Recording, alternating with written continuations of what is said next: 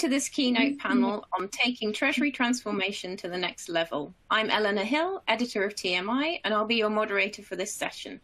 I'm delighted to be joined by an all-star panel who are raring to go. So we've got Peter Wolf from Serrala, Tom Hunt from the AFP, and Thomas Schrader joining us from PwC. So we plan to take you on somewhat of a whistle-stop tour of the most critical themes in Treasury transformation today. And we absolutely invite you to submit any questions you have as we go through the session. We'll attempt to answer some of those at the end if we have time. But without further ado, let's kick off this session with a brief intro from each of our panelists. So Peter, would you mind going first, please? Yes, hello, thank you.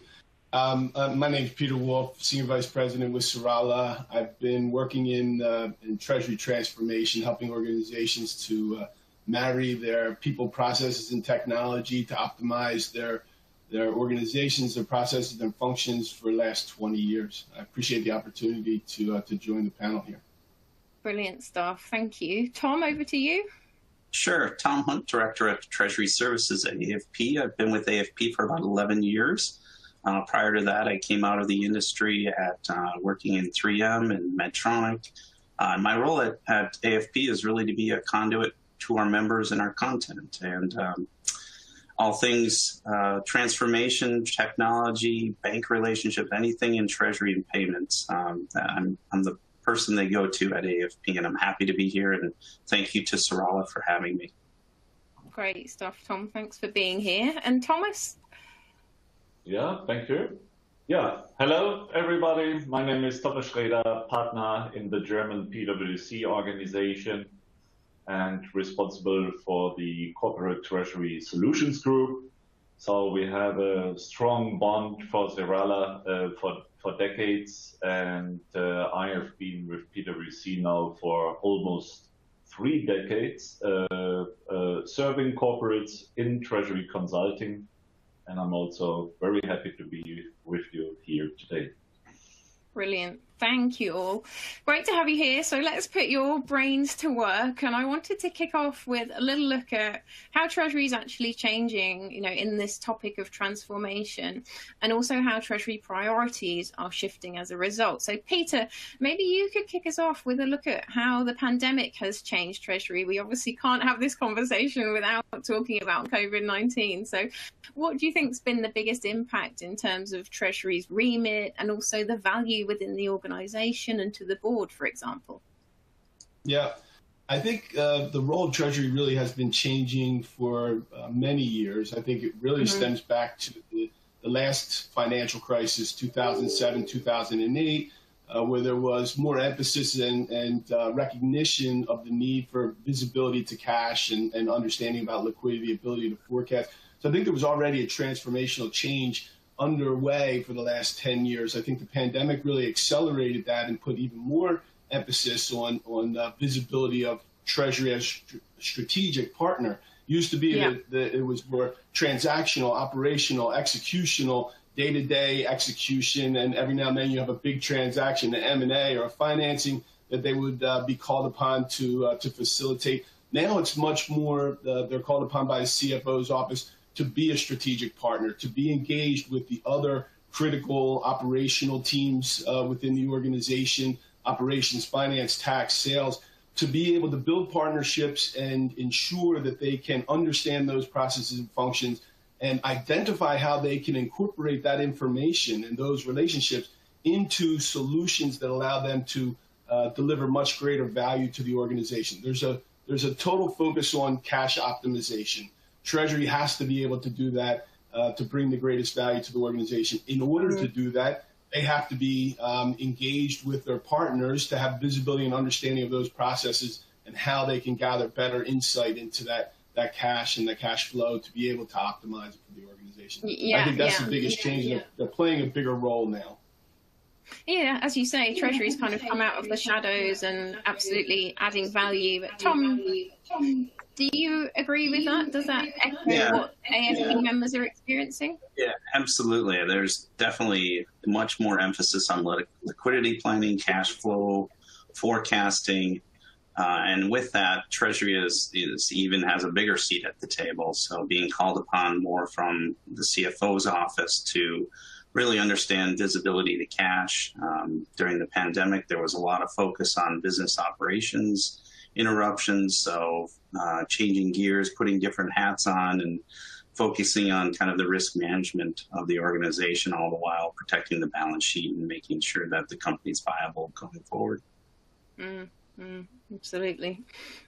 Thomas, I'm just wondering if you can share some insights around how Treasury's core priorities have actually changed as Treasury's becoming more strategic. And I know you've released your latest PwC survey, and there's all kinds of interesting stats in there. So what are you seeing shifting, and what's surprised you as well? Yeah, that is a very good question. First of all, I think it's important to say that every treasury is unique. Although every treasury has to take care about cash, about funding and financial risk management and some other stuff, in the end, every treasury organization is unique based on the business model they have to support, based on the stakeholders they have to work with and for. And so every journey to Treasury and even to a future Treasury organization is very unique. But based on the results of our latest release of the Treasury survey, we can identify some evergreens. And maybe one example on top of the list, as Tom said, is cash flow forecasting. So when we compare the highest priorities from our survey in 2015 till today, cash flow forecasting was always on top. Yeah. What are the prioritized action fields as of today? So it depends where you come from. Yeah, it depends in which maturity level you assess yourself. But overall, we can say it's again cash flow forecasting. It's digitization. Yeah. Third one is ESG, so support the sustaining values of a company. The fourth one is focus on cash. And the fifth one is strategic risk management, which is pretty much different to how we do risk management today. So strategic risk management is something different to the operational risk management, like hedging FX or interest rate or commodity price risk. So these are more or less the prioritized action fields for treasurers.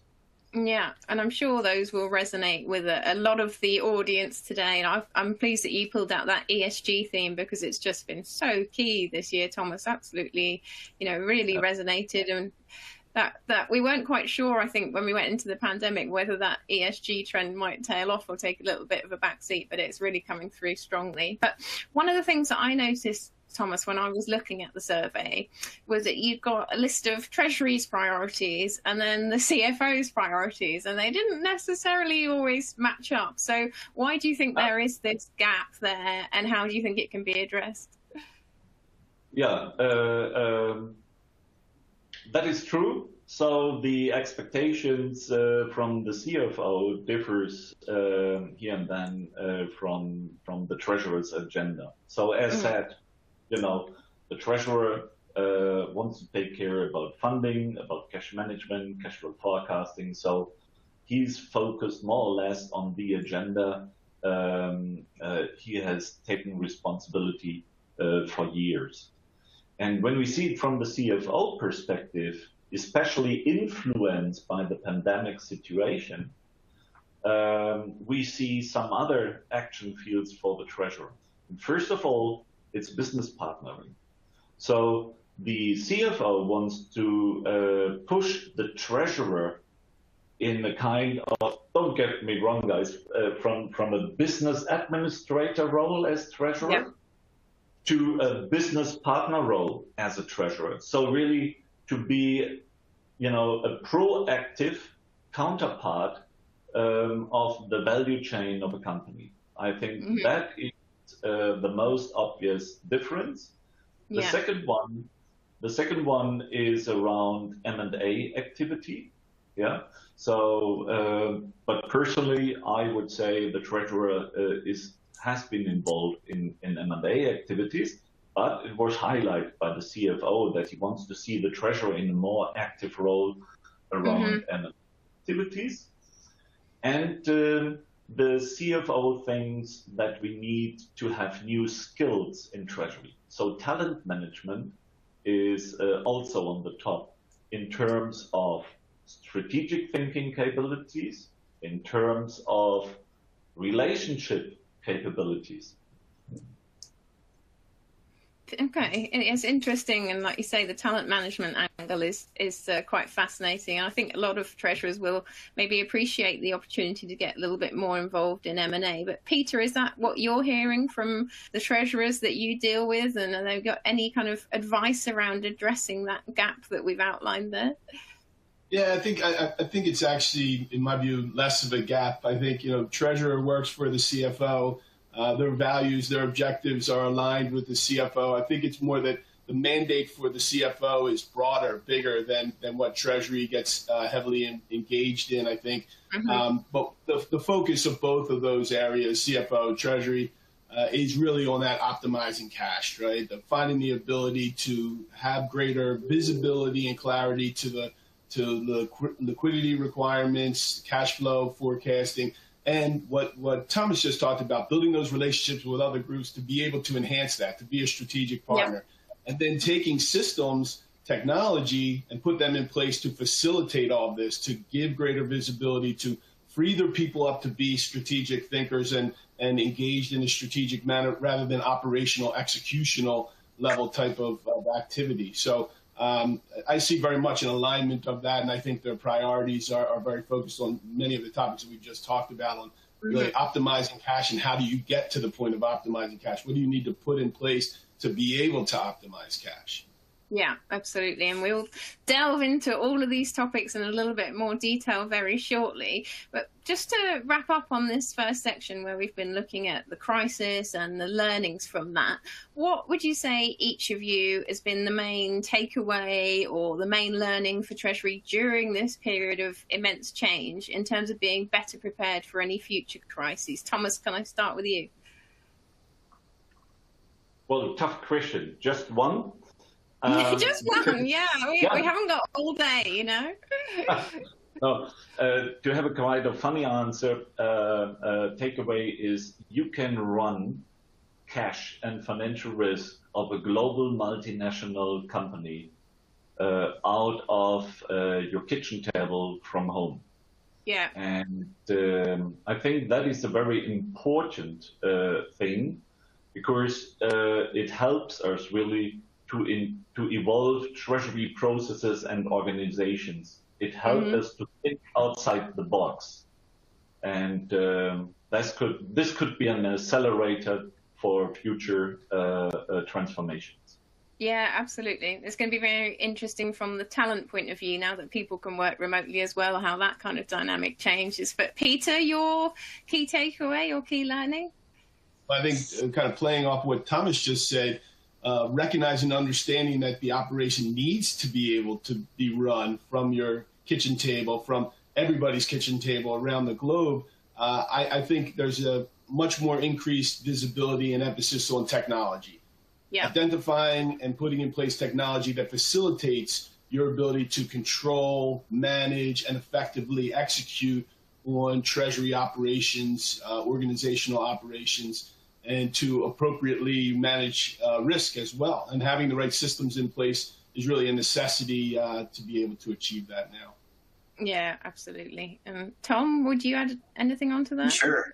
Yeah, I think one of the key learnings we had from our risk survey was 84% of people to get through the next crisis, it relies on a big emphasis on people management. So 84% would say that people will get them through the next crisis because you need people to run Treasury.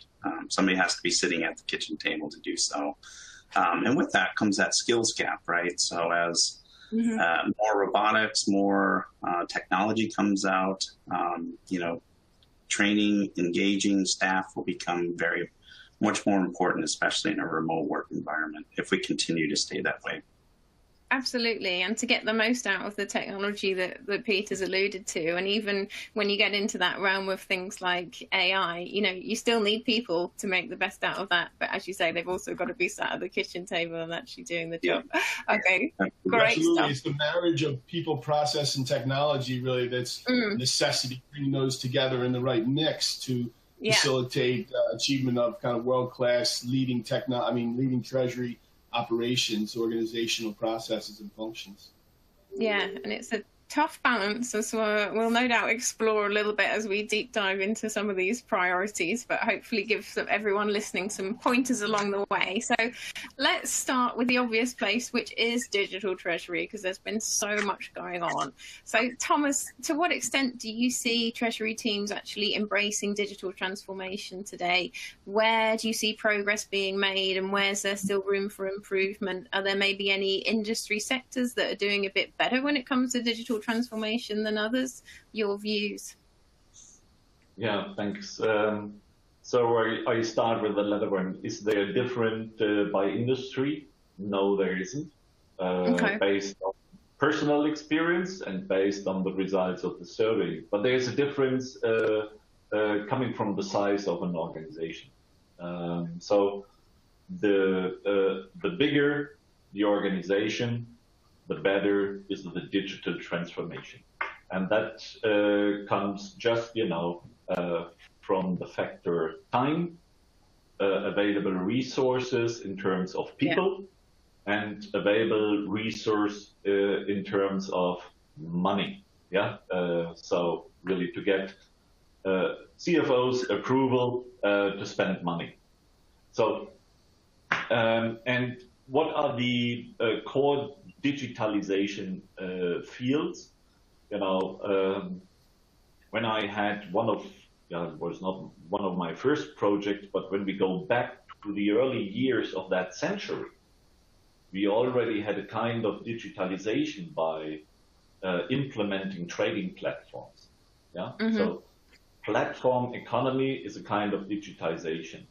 And based on the results of the survey, 90% says platform solutions are really a booster for our treasuries based on the APIs. So payment platforms, Peter, I think Serrala has some payment platforms in the basket. So that is a kind of digitalization. But maybe a latest introduction of a platform solution is in trade finance, where we bring together the bank as a guarantor, the corporate, and the beneficiary to exchange the document in a kind of digital way with digital signatures and digital storage, which is quite a booster, where we have done the projects or these processes over years and decades by mailing, really by mailing, by post mailing. The other field which is of highest interest is data analytics. So use technologies around data analytics, business intelligence technologies for planning, analyzing, and reporting in Treasury. Everybody knows the dashboarding. So monthly reports in written is middle age. Having dashboards and real-time reporting, that is presence. Yeah, absolutely. So and as you mentioned, APIs kind of underlying all of that real-time environment and the platforming. So such a critical technology. I'm glad you mentioned trade finance there, because I wanted to talk to Tom about paper, because I wanted to get Tom's view on what's happening in the US. And forgive me, but I still see the US as a big check user, and they're probably not nearly so much now after the pandemic. But Tom, give us your view of what's happening in the US in terms of digital treasury.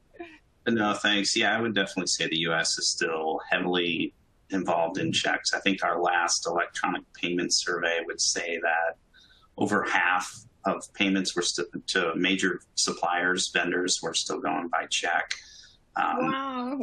Okay. Yeah, it's interesting. But you think of, like, in the U.S., there's a lot of small businesses, right? So the large multinationals might sell to the small businesses, or the small businesses might be a vendor to a large corporation. They're not as technically advanced, and therefore a check with remittance information and paper is the preferred method. I will say, with the pandemic, we did see a nice uptake in ACH payments of about 10%.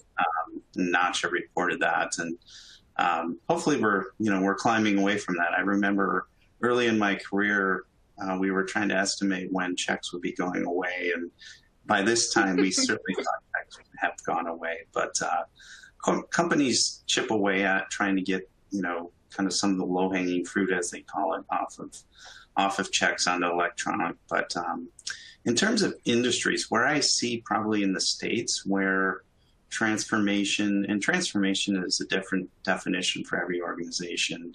I will probably say financial services industry has probably gravitated more towards one-off uses of some of the robotics or AI. Large insurance companies where they've got a lot of disparate systems, old antiquated AS400 type software, they can implement a technology solution to capture data, copy paste rapidly, and the reconcilements are done in a matter of minutes versus days. I probably, and that's just a small example and a small piece of the whole transformation picture. But I definitely see more. You're right. Sorry, go on. Yeah, and then when will checks go away? I think that's the $64,000 question we're all asking. I'm hopeful, for the US in terms of real-time payments, and I'm hearing more about request to pay US side than I have in Europe for a very long time. So, we'll see how that changes things up as well. But I think you're right in terms of the financial services sector being quite far ahead, and a lot of them are quite happy to partner directly with fintechs as well, whereas in some of the other sectors not so much, and that is helping things. But anyway, Peter, let's bring you back into the conversation, because I just wanted to get your thoughts on what treasurers can do to make sure that they don't get stuck at a kind of basic level of digital transformation, because it's quite easy to go, okay, I've got over these pandemic humps, I've made a bit of a progress towards my digital framework, but how can they make sure that they don't plateau? And do you have any sort of top tips for successful digital transformation? Yeah, a lot there to unpackage. First, I think treasurers have been forced really to embrace technology and transformation during the pandemic. As Thomas referenced, again, working from home, that's now reality. You used to be able to sit in the office and push papers around. You could facilitate a process, maybe even effectively, in an environment where you had two people sitting next to each other. They'd hand a piece of paper off, and that was the next step. That's not possible now. You have to have technology in place. So I think they've really been forced into that position of having to embrace it, but now it's about taking control of that and really the treasurer becoming a stronger advocate for transformation, ensuring that their people and their team understand the importance of it, the importance of the strategic nature now of expectations for treasury. We talked about talent retention. By changing your processes and your functions and making them much less mundane, that everyday operational executional, you're freeing those people up to use their mind, to be more engaged, to have more challenging types of work. I think back to way back when Thomas was talking about kind of early in the century, in the early 2000s, we were doing a massive transformation project. And I remember for a global multinational organization, they had multiple people focused the entire day, every day, just on setting cash position. They'd finally set the cash position by the end of the day, and that was all they did, and it was very mundane. Yeah. Just every day, just calling, getting information from different systems, calling banks, pulling up putting it into a spreadsheet. When we put in the system, that all became automated. It was done in 30 minutes. The other 7.5 hours they had during the day was to refocus. Now they could focus, instead of on identifying the cash, they could identify how could they minimize their inactive balances or their idle balances, draw those balances down, optimize their working cash, and put that to work, either invest it or pay down debt. That's exactly the kind of transformation and change that needs to take place. And I think the Treasury really needs to be a strong advocate for that, out there, leading in the forefront in the organization, emphasizing relationships, building with other key stakeholders to get that visibility, to increase their value, to be a strategic player, free up those resources that they have, because Treasury's always been a small group, right? They've always had to wear many hats. They've always been over-challenged with the number of people they have, what they deliver. So they need technology even more to be able to facilitate and become that strategic partner. And I think that's going to help on the talent management over time as well. So important and valuable for the organization, and ultimately on retention of those people that are going to help you achieve it. As Tom said, the next pandemic, you're going to have the right people to be able to get through. People are critical. Absolutely. And so having people that are engaged, that enjoy their work and have challenging work rather than everyday mundane tasks, you're going to have a better shot at keeping those people around. Definitely. Okay. In the interest of time, I wanted to move on a little bit and come back to one of the topics that Thomas mentioned, which is risk. So, Tom, how do you see the risk landscape changing for treasurers? Are there any new risks or re-emerging threats that they should watch out for? Good question. I would say we just published our risk survey, and probably the #1 risk that has been on top of mind is cybersecurity, especially with the remote workforce. The elevation of that risk was heightened to protect the network and whatnot. But in terms of impact to earnings, it's actually treasurers and risk professionals would identify strategic risks. So the decisions that the business leaders are making in terms of direction of the company, or what competitors are doing in response to an action that you might take, followed by business operations interruptions. So surprisingly, that has a big impact on earnings. So if you know, we're seeing supply chain issues in the press lately, you know, what are Treasury professionals doing around trade finance to facilitate better flows of their supply chain, making sure their vendors are on top of things? You know, they're in a partnering role. They're not leading that role, but working with procurement or supply chain, they're definitely wearing that other hat to make sure that the goods and services flow. Absolutely. Completely multifaceted risk management role for sure. But Peter, to focus in on the cyber aspect that Tom mentioned there, with that comes growing risk of fraud, and that comes up in surveys quite a lot. So what can treasurers do to help stay on top of this? Yeah, we're definitely seeing increased interest and focus in fraud prevention, fraud detection, how to put systems in place to facilitate those kinds of controls. It used to be that you could manage that, the risks were relatively small, they could be controlled. You could manage that operationally in a manual process where someone was reviewing payments manually. It's just not feasible now. One, with the speed of payments, how quickly the payments go out the door. With a check, you could find the fraud, you could stop it before it was cash. With immediate payments, real-time payments, with wire execution, there's little time for you to protect yourself. So now it's more critical. There must be systematic solutions in place. You talk about AI, robotics.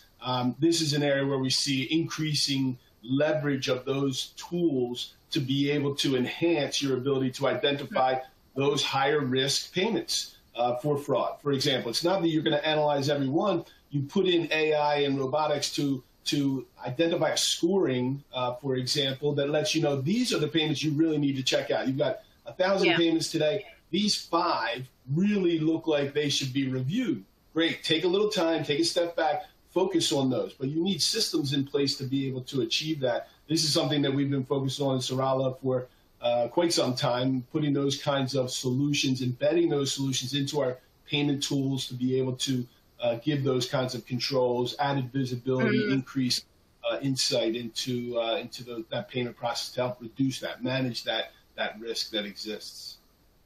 Yeah, and make sure you don't end up with a huge list of kind of false positives, which is always a challenge, which is why it's useful for someone else to be taking care of that. Yeah, absolutely. All right. Thomas, a quick one for you.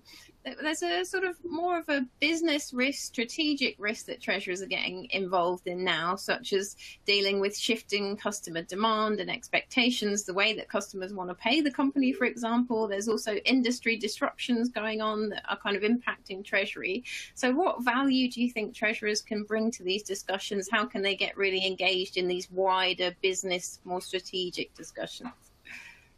Yeah, interesting question, Eleanor. I think I can come back what I said initially. You know, the treasurer has to evolve his own role from a business administrator to a business partner, just as Tom said. Yeah, and this business partnering has a strategic piece in it and a very proactive piece in it. So it's not just like Tom said, you know, he is not leading something, he's partnering something. And the treasurer has to come here and then more in these partnering and leading role. The main hurdle to overcome here seems to be time, because based on the result of our survey, only 20% of the respondents said that they meet regularly with the operating business units to discuss the exposure they are exposed to. So, and if I don't have the time, I can't be a strategic manager of that exposure. So that is something which needs to be resolved. Then we come back to digitization, automatization. So the time for transactional work has to reduce, have to be reduced significantly by standardization and automation.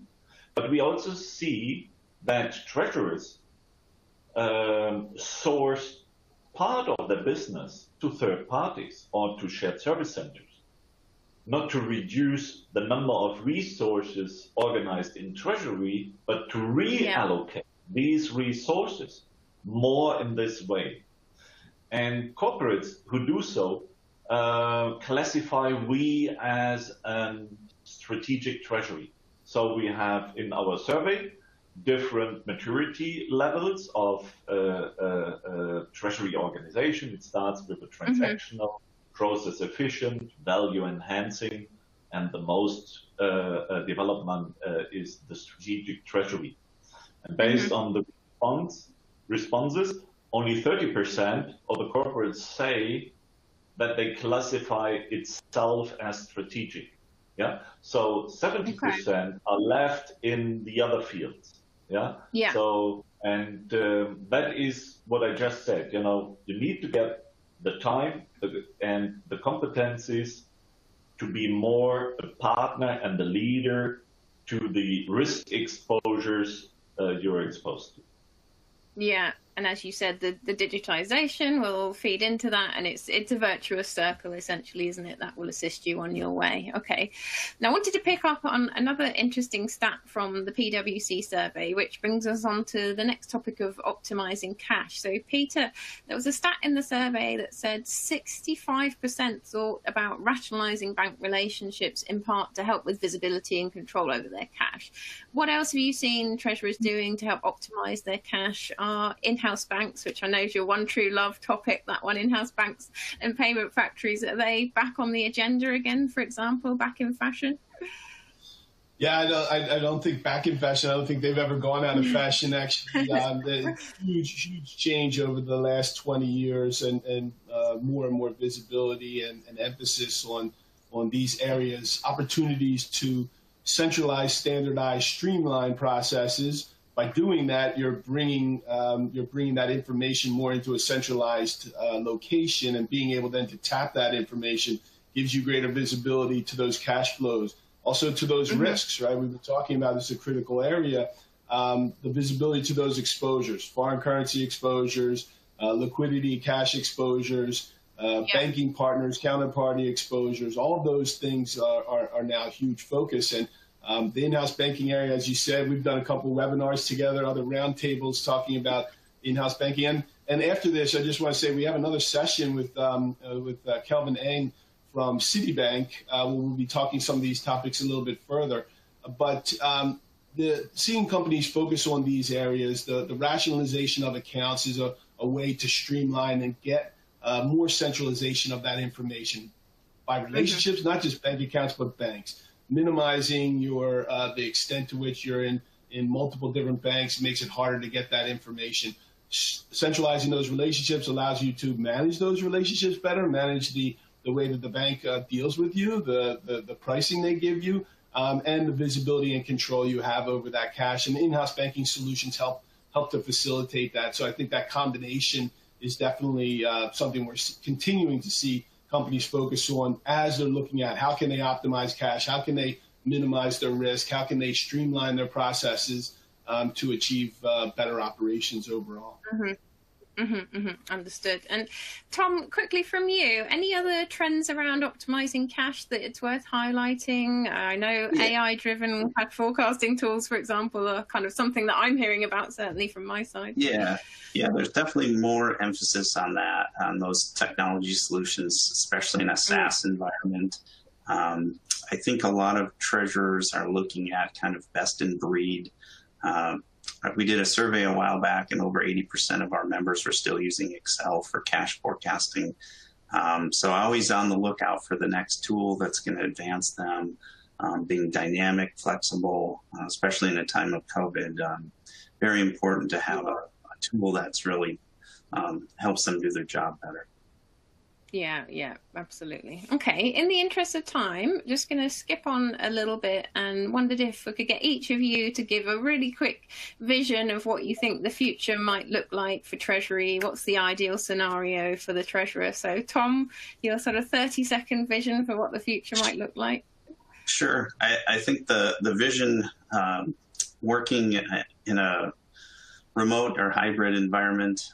In our risk survey, we asked our members, what percentage of you are heading back to the office, what percentage are hybrid. It was well over 60% are hybrid. So this is a trend that's going to continue. But addressing the skills gap, addressing the needs of the employee to get through that next crisis is going to be even more important. And working remotely is probably here to stay for some extent. Absolutely. Hybrid future makes sense. Thomas, your views? Well, the next crisis is just around the corner. We don't know how this crisis will look like, but there will be one, that is sure. So we have built up a kind of resilience against crisis now, based on the year's experience of the pandemic situation. And therefore, to come up with a kind of business continuity plans out of Treasury, I think that would be very important, especially in this hybrid environment. ESG will dominate the agenda. So I would like to see Treasury guidelines where the objectives are not just phrased, we take about cash, funding, financial risk, but where the ESG criteria are really in the canon of a Treasury organization. Yeah, absolutely. Couldn't agree with you more on that one. Peter, your thoughts in terms of Treasury vision? Yeah, I think one of the most challenging things right now is innovation is coming so fast for Treasury in so many areas, with new banking products, virtual account management, new cash pooling, enhanced products, payment methods and methodologies that are constantly changing, again, evolving to a much more accelerated process and capability. And I think for Treasury, they have to continue to embrace this. They have to continually renew and review what they have as their processes, have visibility to what the market is doing, what banks are doing, what innovations, what technology is available, so that they can incorporate that, continue to change and evolve. As Thomas talked about, they have to evolve as a stakeholder in the organization to be a strategic partner. And I think, again, all those things we talked about with incorporating technology into that frees their resources up to be more strategic, enables them to make the jobs more rewarding. So that's going to keep their talent. These are all things that are going to help them to be successful going forward, dealing with that next pandemic, or even just trying to be the market leader in their space, competitive advantage, building an operation that is successful, puts them in a stronger position as an organization against their competitors. So I think that's where Treasury really needs to focus, and I think where we're seeing treasurers focus their energy and their emphasis. Great. We do have a few audience questions. Thank you for those. In the interest of time, we will come back to you offline, but thank you very much for submitting them. So we'll wrap up now with, from each of our panelists, just maybe a one-sentence key takeaway in terms of preparing for the next level of Treasury transformation. We've covered absolutely loads in this session, so thank you very much. But Tom, what would be your one thing for our audience to go away and think about as this session finishes? You get to define what transformation is. It's not a one-size-fits solution at all. Awesome. Oh, excellent. I like that one. Thomas, your final thought? One sentence. Stay healthy and liquid and become green and strategic. Brilliant stuff. Peter? I think continue to evolve and take advantage of new technology and innovation to improve your operations and improve your organization overall. Brilliant. And from me, keep learning and keep listening through sessions like this, hopefully. So thank you all panelists very much for sharing your insights. I'm sure we've given the audience plenty of food for thought, and I know that these topics will come up more in further sessions throughout this event. So there's absolutely plenty more to come. But for now, thank you ever so much for giving up your time, your expertise, the three of you. And thank you very much to the audience for participating today. Thank you. Thanks, everyone. Bye-bye. Bye.